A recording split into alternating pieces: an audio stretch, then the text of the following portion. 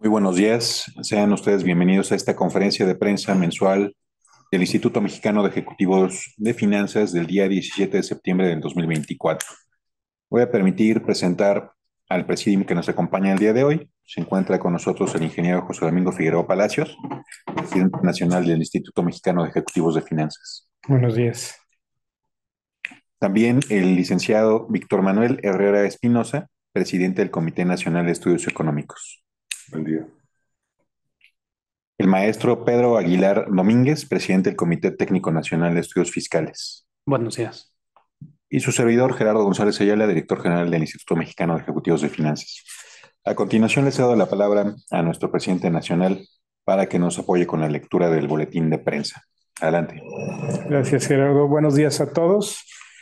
Bienvenidos a nuestra conferencia de prensa del mes de septiembre del 2024. Me voy a permitir leer los mensajes principales de nuestro boletín de prensa. Nuestra encuesta mensual muestra una caída sensible en actividad económica durante agosto. Los economistas encuestados estiman un crecimiento del PIB para este año de 1.5%, abajo del 1.7% del mes anterior.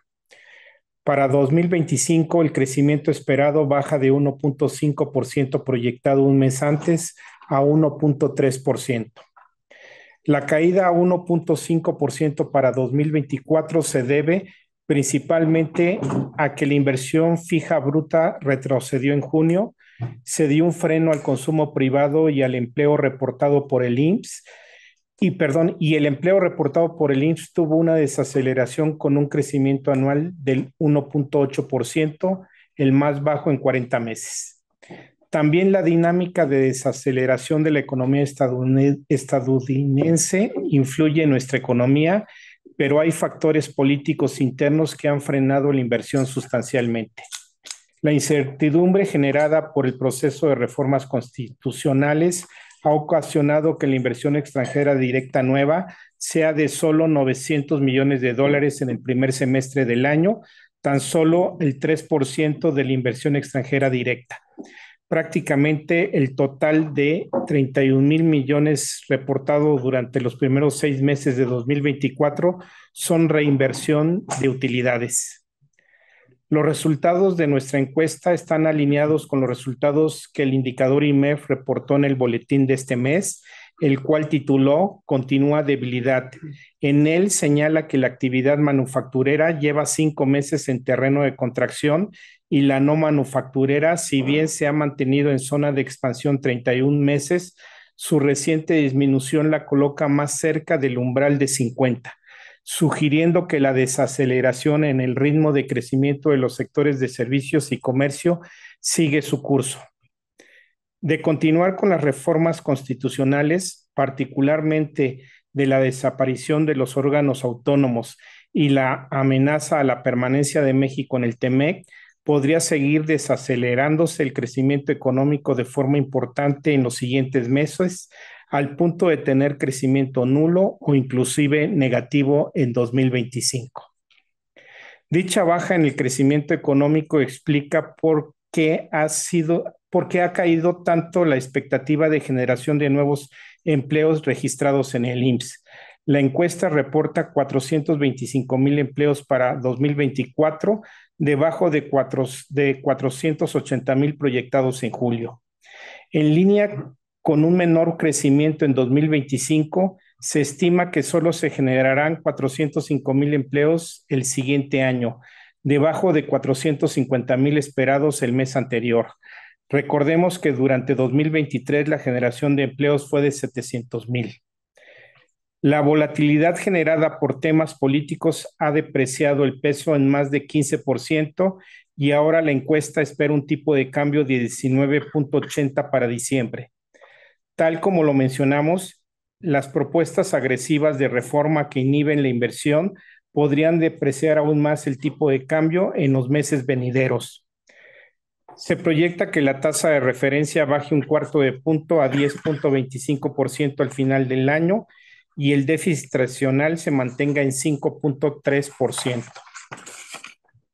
Finalmente, respecto a la aprobación de la reforma al Poder Judicial, tal y como se aprobó, consideramos que disminuirá la confianza en las instituciones y seguridad jurídica de los inversionistas. Y también se estará perdiendo la seguridad para los inversionistas de tener la posibilidad de dirimir disputas comerciales en los tribunales expertos en materia energética, minera, de telecomunicaciones o de cualquier otra índole. De proceder la eliminación de los órganos autónomos, también se tendrían graves consecuencias para la economía y la confianza de los inversionistas, porque se dejaría de contar con organismos técnicos especializados necesarios para evitar la intervención gubernamental sesgada que altere decisiones técnicas de libre competencia y concurrencia en el mercado mexicano, entre otras situaciones. Lo anterior reduciría o eliminaría la oportunidad que representa la relocalización de las empresas al frenar o retrasar las inversiones en México, que México necesita para crecer por encima del 2% del PIB, que ha sido el promedio de crecimiento en el presente siglo. Este crecimiento y una mejor distribución de la riqueza es crucial para disminuir la pobreza y la desigualdad en nuestro país. Se debe tener presente que al cierre de 2024 las finanzas públicas presentarán un déficit de aproximadamente 5.9%, lo que traerá como consecuencia un margen de maniobra limitado en el presupuesto de 2025 y en los siguientes años. Por lo tanto, se requiere de la inversión privada como motor principal para el crecimiento económico. Hasta aquí los mensajes de nuestro boletín de prensa. Si gustas, Gerardo, podemos pasar a la sesión de preguntas y respuestas, por favor. Sí, muchas gracias. Y la primera pregunta nos la hace llegar James Young de Argus Media y dice, como voy a leer a continuación. Banxico informó recientemente que la manufactura se desaceleró en el segundo trimestre, aunque el sector se ha expandido en el último año, especialmente cerca de la frontera con Estados Unidos.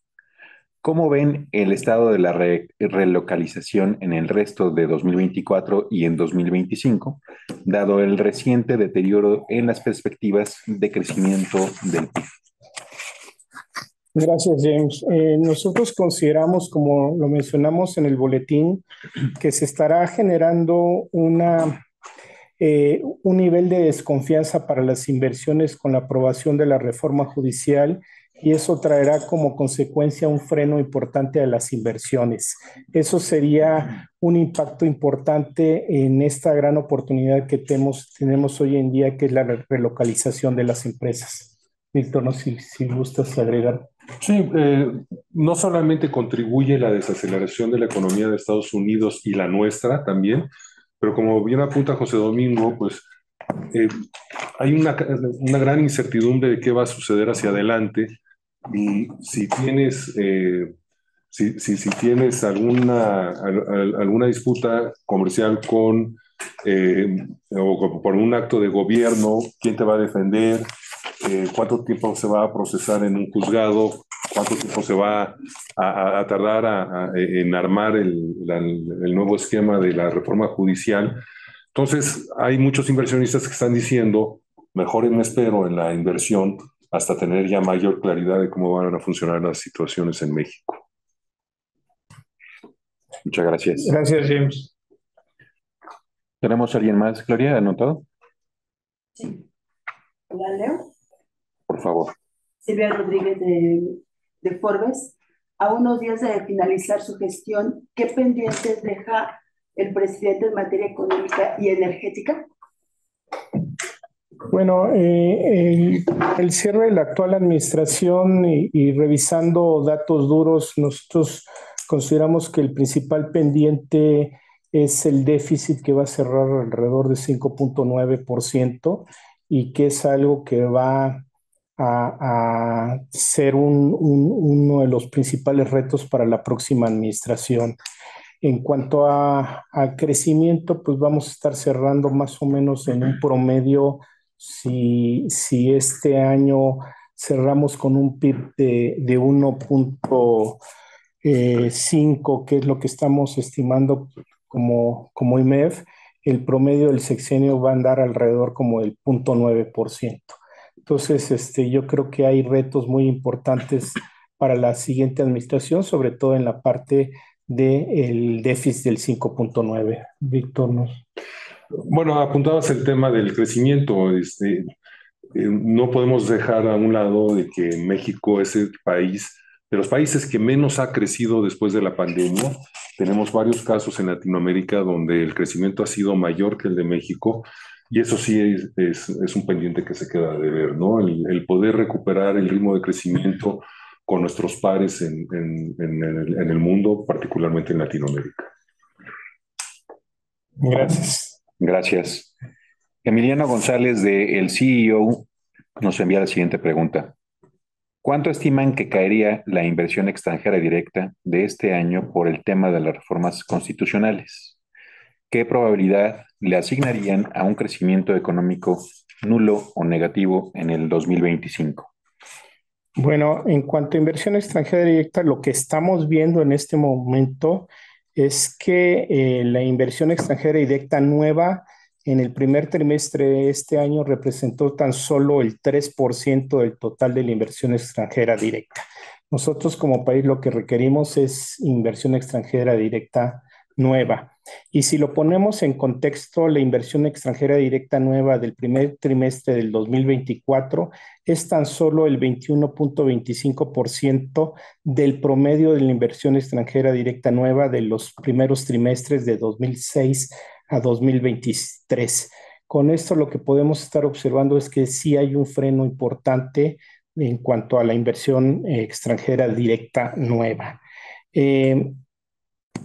¿Cuál era la siguiente parte de la pregunta? ¿Qué probabilidad le asignan a un crecimiento económico nulo o negativo en el 2025? Pues dependiendo de cómo se den los acontecimientos de los próximos meses, puede ser pues de una alta probabilidad que pudiera haber un freno en el crecimiento del Producto Interno Bruto. Por varias razones. La primera, pues por la reforma al Poder Judicial que se llevó a cabo, y por otro lado, no hay que olvidar que hay un cambio de administración y generalmente cuando hay cambios de administraciones impactan el crecimiento del Producto Interno Bruto. Víctor, no sé si quieres agregar. Sí, solamente expandir sobre lo que estabas diciendo con el monto de la inversión. Antes de 2023, la inversión extranjera directa nueva, incluyendo 2020, que fue el año de la pandemia, estaba rondando entre 12 y 14 mil millones de dólares nuevos cada año. En 2023 fue de 4.800 millones de dólares, y en el primer semestre de este año van 900 millones de dólares. Entonces, sí hay un freno muy importante a la inversión extranjera nueva y la nacional, privada, desde el año pasado, y se ha acentuado este año. Entonces, inercialmente, si continúa esta situación hacia el año que entra, tan solo por la inercia, sí podemos esperar un crecimiento muy, muy cercano a cero, ¿sí? Positivo muy ligeramente, pero cercano a cero. Pero si continúan aprobándose este tipo de reformas, muchos economistas empiezan ya a hablar de un crecimiento negativo. Entonces, tenemos, como bien apunta José Domingo, que esperar en los siguientes meses para ver qué sucede, porque como ustedes ven, nuestras estimaciones en la encuesta continúan deteriorándose mes a mes, y conforme se vayan aprobando nuevas medidas, pudieran desacelerarse aún más. Y la otra parte de la pregunta era... ¿Qué probabilidad le asignan a un crecimiento económico? Bueno, ya con eso ya lo cubriste, y la primera parte es... Sí, perfecto. Bueno, sí, agregar, Emiliano, el resultado de la encuesta de nuestro Comité de Estudios Económicos está considerando al cierre del 2025 1.3%. Sin embargo, como bien apuntó Víctor, dependiendo de cómo se desarrollen los acontecimientos por la reforma judicial que tuvimos y otro tipo de acontecimientos, podríamos llegar a un crecimiento nulo o en su caso hasta negativo. Gracias, Emiliano. Gracias por las respuestas. Lindsay Esquivel, de Excelsior, nos envía lo siguiente. ¿Cuáles son las prioridades en materia económica al arranque del nuevo gobierno? Creo que hay 4 prioridades importantes en materia económica. La primera tiene que ver precisamente con el déficit que vamos a cerrar en 5.9, los requerimientos financieros del sector público. Ese es uno de los retos más importantes. El segundo, obviamente, como siempre lo hemos mencionado, Pemex, creo que es un reto muy importante. El tercero es la renegociación, más bien la revisión del Tratado de Libre Comercio, el TEMEC. Y hay un cuarto que tiene que ver precisamente con dar las condiciones a la inversión privada, que es el principal motor para poder eh, crecer para los próximos años. Y este reto se volvió todavía más importante con la aprobación de la reforma judicial porque está presentando un escenario de desconfianza y de falta de seguridad jurídica a largo plazo para los inversionistas. Víctor. Bueno, yo solamente subrayaría lo último que acabas de decir, de dar certidumbre a la inversión privada. Durante casi todo el sexenio se mantuvieron las variables económicas y de estabilidad y de seguridad de la inversión más o menos estables, pero este último año sí ha habido una descomposición completa y yo creo que una de las prioridades del siguiente gobierno es poder reinstalar esa confianza al inversionista de que no se va a perder la inversión que hagan en México en los siguientes años. Y como bien apuntas, el siguiente reto es refrendar el TEMEC en 2026. Difícilmente podríamos visualizar a México fuera del Tratado de Libre Comercio con Estados Unidos y con Canadá. Eso sí sería un deterioro sustancial para la economía de México y la perspectiva de crecimiento en la siguiente década. Sí, yo agregaría en cuanto al TEMEC, no hay que perder de vista la importancia del TEMEC y para ponerlo en cifras, si nosotros juntamos todas las exportaciones de todos los países de Latinoamérica, este total de exportaciones representan tan solo el 40% de lo que nosotros exportamos en manufactura de Estados Unidos. Ahí está la importancia del TEMEC. Puedo agregar otra más, porque lo hemos comentado en reuniones anteriores, y es que el grado de inversión de México, aunque estamos en triple B y todavía tenemos un escaloncito de amortiguamiento, con esto que está sucediendo, el grado de inversión se está poniendo en peligro para los siguientes 2 años. Y si vemos lo que ha sucedido en otros países que han perdido el grado de inversión, como por ejemplo Brasil o parcialmente por una calificadora en Colombia, pues viene una desaceleración importante en la inversión y una depreciación, una devaluación muy importante de sus monedas. En el caso del real brasileño pasó de 2.2 reales al dólar a 4 cuando se perdió el grado de inversión. Es una depreciación de 80%. Es una situación que no queremos tener en México. Yo creo que nadie la desea y es algo que se tiene que mantener primero en la corrección del déficit fiscal tan amplio que tenemos hoy día y segundo en el desmantelamiento del aparato institucional de México que estamos empezando a vivir.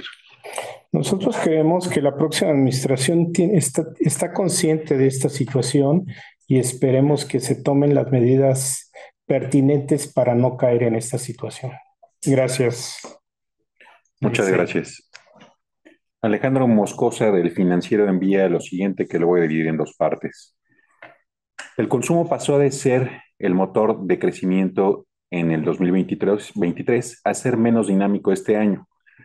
La pregunta que hace es, ¿cómo luce el panorama de esta variable en la recta final del año, en que, perdón, del año que siga enfriándose o bien señales de un repunte?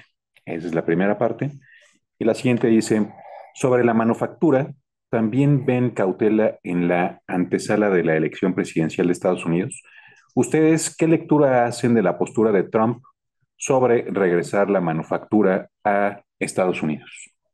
¿Puedes contestar, Víctor, por favor? Sí. Bueno, recientemente se publicaron resultados de la encuesta del índice de confianza al consumidor y aunque se muestra un repunte, quizás por la situación política, no hay que olvidar que sigue por abajo del umbral de optimismo, ¿sí? Entonces, justo el otro día estaba haciéndole la pregunta a una persona, bueno, estamos en el menor nivel de pesimismo sin ser optimistas, ¿no? Pero algo que hemos visto en el índice de confianza al consumidor es que aunque mejore mucho, el consumo no se refleja necesariamente en las compras de consumo. Entonces, del consumidor, lo que estamos viendo es una desaceleración en esas compras. Y yo creo que hay varios factores que están influyendo, no solamente que se está desacelerando la economía y como vemos hay menor generación de empleos, sino que también las tasas altas que están persistentes por el nivel de inflación que tenemos, pues te encarecen créditos que en un momento dado el consumidor puede hacer para comprar un refrigerador, una lavadora o un auto, ¿no? Ya las hipotecas ya también se nos fueron más arriba por las tasas altas, entonces sí se espera que se continúe desacelerándose el consumo y que deje de ser el motor que teníamos antes. Y está a la par de lo que es la desaceleración de la manufactura. Entonces, si ves el índice no manufacturero del indicador IMEF, que está justo arriba del umbral, también está mostrando ya una desaceleración importante y ahí viene el comercio incluido en ese sector. Entonces, estamos viendo que también viene un cambio de actitud del consumidor en cuanto a su patrón de consumo. La otra pregunta es, ¿qué lectura se hace de la posición de Trump sobre regresar a la manufactura de Estados Unidos? Pues es muy tangible, están en un empate técnico los dos candidatos en Estados Unidos y Trump ha sido bastante vocal en meter aranceles adicionales de 10% a todos los países que exportan a Estados Unidos, incluyendo México, en un 10%. Nuestro factor de ajuste, si se aplica uno de estos aranceles de 10%, es de que el tipo de cambio se ajuste en una depreciación en un porcentaje similar y pudiera después haber algunas restricciones adicionales a la exportación de Estados Unidos.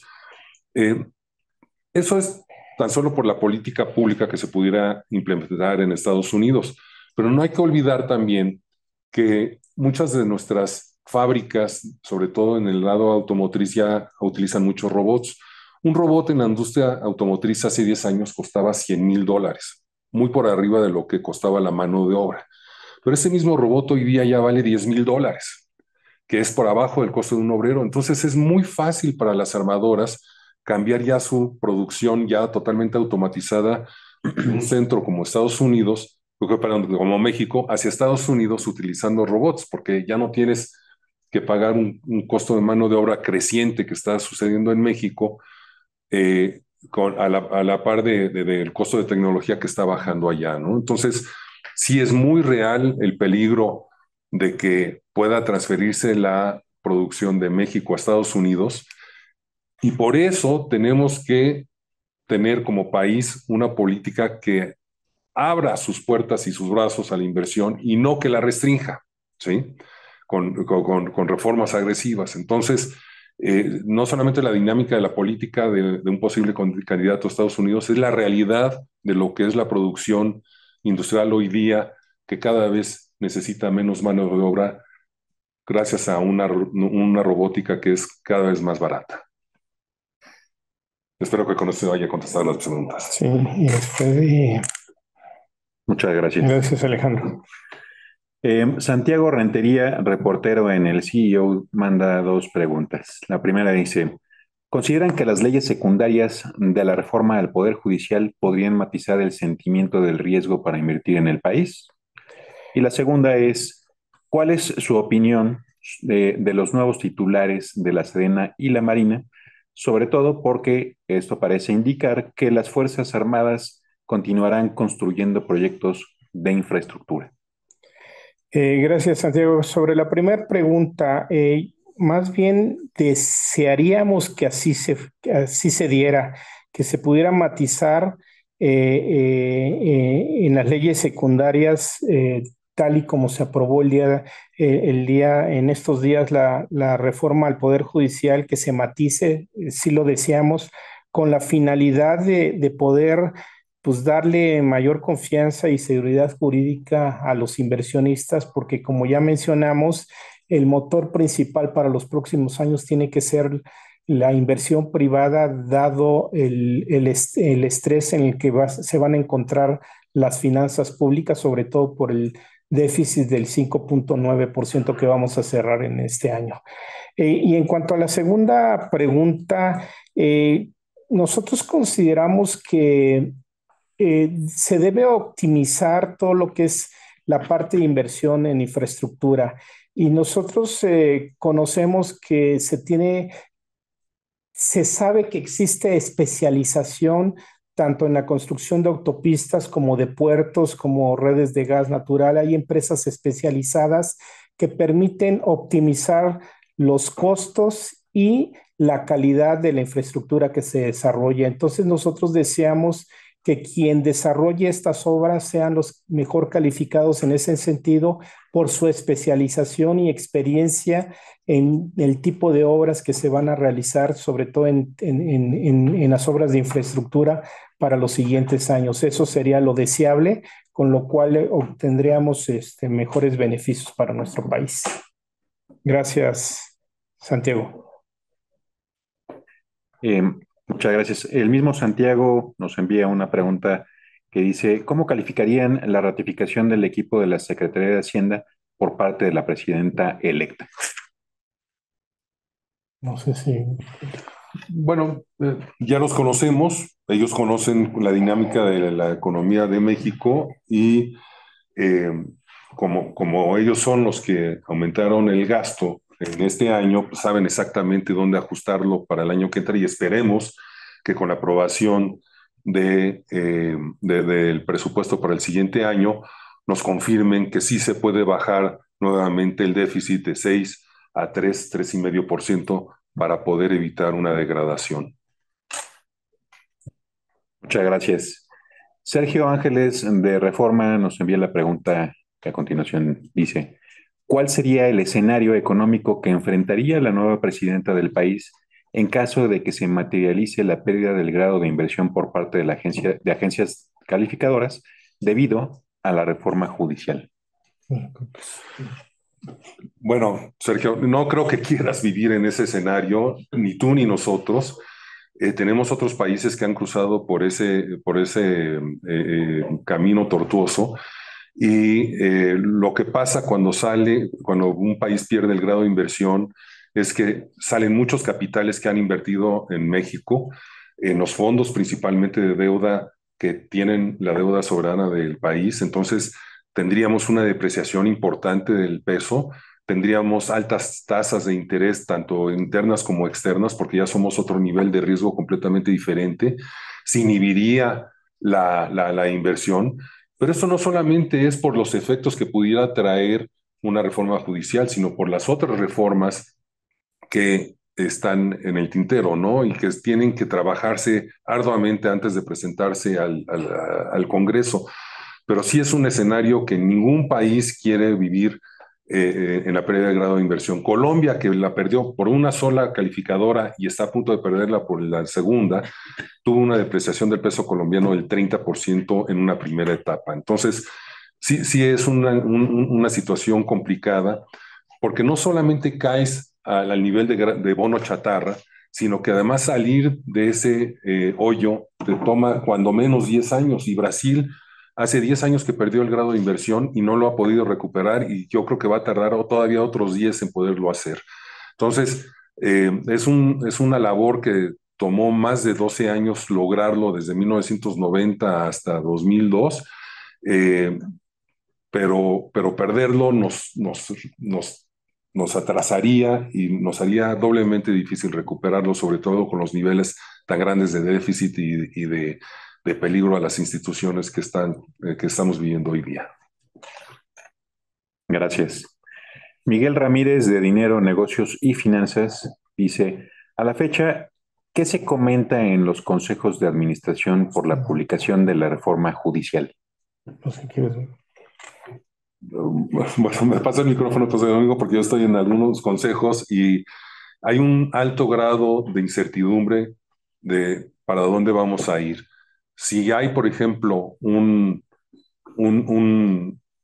litigio con el gobierno desde la parte fiscal, con una diferencia de opinión sobre el pago de impuestos, hasta, por ejemplo, el arranque de unas plantas eólicas que están paradas en Guanajuato, que es un caso real. Si tienes ahora jueces que van a entrar a los juzgados, que son afines al gobierno, que los van a poner el Poder Ejecutivo y el Poder Legislativo, que es afín al gobierno, pues difícilmente vas a poder ganar un litigio de ese tipo. Entonces, la situación ante las empresas es, bueno, si el riesgo es alto para entrar en un litigio con el gobierno, pues entonces, ¿para qué invierto? Y ahora, por eso es la pausa en inversión en los consejos, no solamente de las empresas extranjeras, sino también las mexicanas, de con qué velocidad voy a invertir ahora y quiero que se definan este tipo de situaciones antes de poner en riesgo mi dinero, ¿no? Gracias, Víctor. Muchas gracias. Aida Ramírez, del periódico Ovaciones, envía lo siguiente. Tras la prácticamente desaparición de los organismos autónomos, ¿cómo estaría amenazada la permanencia de México en el TEMEC? Ya que si bien Estados Unidos y Canadá no tienen instituciones como el INAI o como la COFESE, etcétera, ¿cómo podría afectar la situación de México en este tratado? Y por otro lado, si estiman que con el bajo crecimiento y el déficit que se tiene estimados para 2025, ya se estarían contemplando recortes al gasto corriente y si no se verán aumentos en los programas sociales para 2025. Gracias, Gerardo. Bien, ante la probable eliminación de los órganos autónomos, creemos que traería graves consecuencias para la economía mexicana y por lo tanto también desconfianza para los inversionistas. No olvidemos que los órganos autónomos son órganos especializados técnicos necesarios para evitar la intervención gubernamental sesgada que altere decisiones técnicas de libre consecuencia y concurrencia en los mercados mexicanos, entre otras probables consecuencias que se podrían plantear. Por lo tanto, nosotros consideramos que es vital que continúen los órganos autónomos porque da certeza, pues en primer lugar a la población, a la economía y a los inversionistas, ¿no? Y por ejemplo, por poner ejemplo de COFESE o del Instituto Federal de Telecomunicaciones, son órganos que al desaparecer el primer impacto que se va a tener es en el bolsillo de los consumidores. Entonces, desde ese punto de vista, nosotros creemos la gran relevancia que significan los órganos autónomos para todos, para toda la economía y principalmente para los consumidores finales. No sé si gustes agregar. Sí, y sí me gustaría nada más aclararle a Aida que en Estados Unidos y Canadá sí hay reguladores que luchan por la competencia libre y por el acceso a la información, entre otras cosas, y reguladores de energía no se llaman igual, pero sí existen y son independientes y tienen una fortaleza enorme con el empresariado para poder corregir desbalances y evitar actitudes monopólicas, no solamente del sector privado, sino también del gobierno. Entonces, sí, seríamos el único país de los tres que no tendría ese perfil de organismos autónomos. Pero sí le pediría a Aida que checara, porque sí hay instituciones muy puntuales que atacan estos problemas día a día en Estados Unidos y Canadá. No sé si quieres complementar la parte. ¿Quieres que No, lo estoy leyendo acá. Sí, se están contemplando recortes, eso espero. ¿Sí? Lo vamos a ver muy pronto en la presentación del presupuesto y ver qué renglones se están ajustando para poder reducir el déficit. En el pasado, algo que siempre ha sufrido es la obra pública. Eh, este año vamos con un ritmo de obra pública de inversión física de más o menos 1 billón de pesos. Se podría recortar, digo, aunque recortes ahí la mitad, entonces te falta otros 500,000 millones de pesos para reducir el déficit de 6 a 3 y algo donde hay mucho, porque pues, vamos a un ritmo muy acelerado en transferencias y subsidios, políticamente va a ser muy complicado hacerlo, ¿no? Entonces sí tenemos todos curiosidad de ver por dónde va a recortar el gasto el siguiente gobierno para poder equilibrar nuevamente nuestras finanzas públicas. Muchas gracias. Dainzú Patiño de Expansión envía las siguientes dos preguntas. ¿Cómo ha sido la recuperación de México en materia de inflación después de la pandemia frente a otros países? Y la segunda dice, ¿qué factores consideran que seguirán presionando la inflación a cierre de este año y para inicios del 2025? Sí, mira, Dainzú, sí, sí, todos los países estamos sufriendo por el mismo reto para poder mantener la inflación dentro de los rangos objetivo. Pero algo que es particular para México, al igual que otros países, primero es la sequía, ¿no? La sequía hace que que los productos alimenticios sean más escasos y por ende más caros. Tenemos ahorita problema, por ejemplo, hasta con la naranja, que hay la sequía nos ha traído, el cambio climático nos ha traído un virus a la naranja a nivel internacional, y por eso el costo de la naranja se ha disparado. Tenemos también factores, eso sí, ya internos, como por ejemplo el crimen organizado que cobra derecho de piso y ya tenemos a los limoneros sufriendo las consecuencias, pero no solamente ellos, sino también otro tipo de materias primas agrícolas. Y yo te diría también el costo de la inseguridad, ¿no? Ya es imposible que un trailero transporte mercancía de noche porque los asaltan o los matan y lo tienen que hacer en el día. Entonces, si vas tú en la carretera de México-Querétaro durante el día, a veces ves congestionamientos de 15 kilómetros de trailers parados porque todos viajan de día, porque no quieren que los asalten, y tener un trailer parado consume más gasolina, más tiempo del conductor, ya no recibes la mercancía a tiempo y entonces tienes que pagar el costo de descarga a destiempo. Entonces, todos esos factores aumentan el precio de las mercancías y por eso es tan difícil llegar a la meta de la inflación, ¿no? Vamos por buen camino, pero tenemos esos retos por delante y no somos el único país que está sufriendo por las consecuencias del cambio climático, que es el que más impacta. De acuerdo, gracias. James Young de Argus Media. James Young de Argus Media dice lo siguiente. Sobre los más recientes datos de la Secretaría de Economía, en donde indica que el nuevo dato de la Secretaría para lo que corresponde a la inversión extranjera directa en el periodo enero-agosto fue de 59.44 billones de dólares. ¿Qué parte de esos son nuevas inversiones?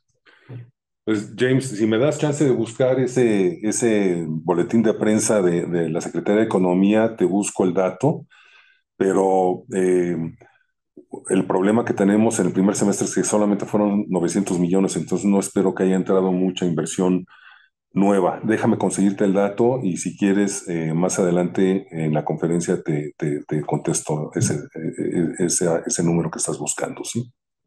Muchas gracias. María Inés Camacho de 88.9 Noticias envía la pregunta: ¿se corre el riesgo de una crisis económica de fin de sexenio, así como una devaluación del peso mexicano?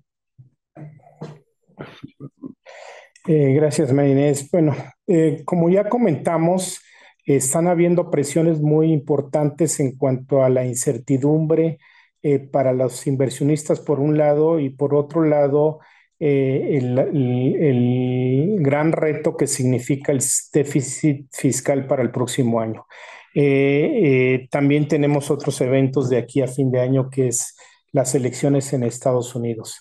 Yo creo que debemos trabajar en este sentido en cual se están tomando, creo que, decisiones que pueden impactar de manera importante en la confianza de los inversionistas para este año y para los siguientes años. Esperemos que la próxima administración tenga la sensibilidad hacia esta situación y que se tomen las decisiones adecuadas para no caer en una situación como la que tú estás preguntando, María Inés. Muchas gracias. Gracias. Ángel Pérez de Arzate Noticias dice: el panorama no es nada halagüeño. De hecho, podríamos dar por hecho que creceremos cero al final del año. ¿Existe alguna propuesta por parte de ustedes para que el gobierno tome medidas al respecto? Bueno, gracias, Ángel. Como acabo de mencionar, yo creo que la visión y las decisiones que tome la siguiente administración van a ser muy importantes para dar una mayor certeza a los inversionistas y tomar las mejores decisiones, sobre todo de cómo manejar este déficit del 5.9 para el siguiente año. Nosotros consideramos que sí hay la posibilidad de tomar las decisiones correctas para no caer en una situación como la que se están planteando, y deseamos que se dé de esta forma para poder tener un país con una estabilidad económica que nos permita el crecimiento para los próximos años. Muchas gracias, Ángel. Muchas gracias. Pues ya no tenemos más preguntas anotadas. No sé si alguien de último minuto quisiera hacer alguna pregunta.